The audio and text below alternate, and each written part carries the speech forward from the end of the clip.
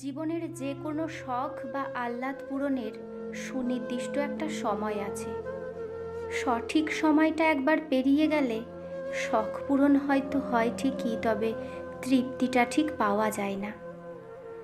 17 বছর বয়সে যেই বার্গারটা বিরিয়ানিটা খেতে অমৃতের মতো লাগে, 27 বছর বয়সে এসে সেটা ভালো নাও লাগতে পারে।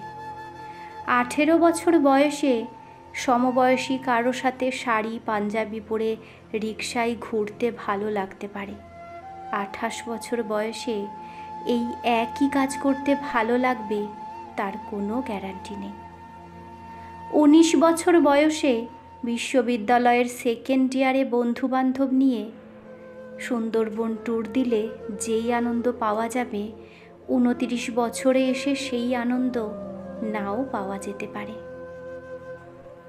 একদিন নিজের ছাদে বাগান করব, এই আশায় বসে থেকে সেই মানুষটা নিজের বারান্দায় টবে কোনো গোলাপের চারা লাগালো না।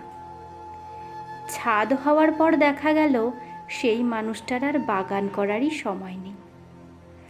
একদিন চাকরি করে টাকা উপার্জন করবে ঠিকই, কিন্তু ততদিনে বাবা মা নাও থাকতে পারেন। জীবনের ছোটোখাটো স্বাদ আহ্লাদ খুব দামি জিনিস। এই সব জিনিসই একটা মানুষের হৃদয়কে জীবিত রাখে, সতেজ রাখে, প্রাণবন্ত রাখে।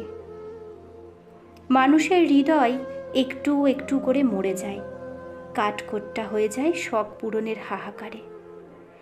এই জন্য সময় থাকতে সব শখ পূরণ করে ফেলতে হয়। অনেক টাকা জমিয়ে একদিন খাবো, এই চিন্তা না করে অল্প কিছু টাকা জমিয়ে এক্ষুনি খেয়ে আসুন বার্গারটা কিংবা বিরিয়ানিটা। ট্রাস্ট মি, জীবনের সেরা তৃপ্তিটা পাবেন। দেরি না করে পছন্দের মানুষটাকে আজকেই রিক্সা ডেটের অফার দিয়ে দেখুন। রাজি হলে শাড়ি পাঞ্জাবি পরে হুডখোলা রিক্সায় বৃষ্টিতে ভিজতে ভিজতে শহর ঘুরে বেড়ান। নিজের ছাদে বাগান হবে এই আশায় বসে না থেকে ভাড়া ঘরের বারান্দায় টবেই লাগিয়ে ফেলুন পছন্দের গোলাপের চারাটা। টিউশনির টাকায় কম দামেই কিনে ফেলুন বাবা মায়ের জন্য শাড়ি পাঞ্জাবিটা, হোক না সুতি। শখ পূরণটাই বড় কথা। মনে রাখবেন, একদিন সব হবে এই আশায় যে নিজেকে বঞ্চিত করে তার জীবনে কিছুই হয় না। তার জীবন কাটে বিষণ্ণতা আর অতৃপ্তিতে, শেষ হয় আফসোস আর হাহাকারে।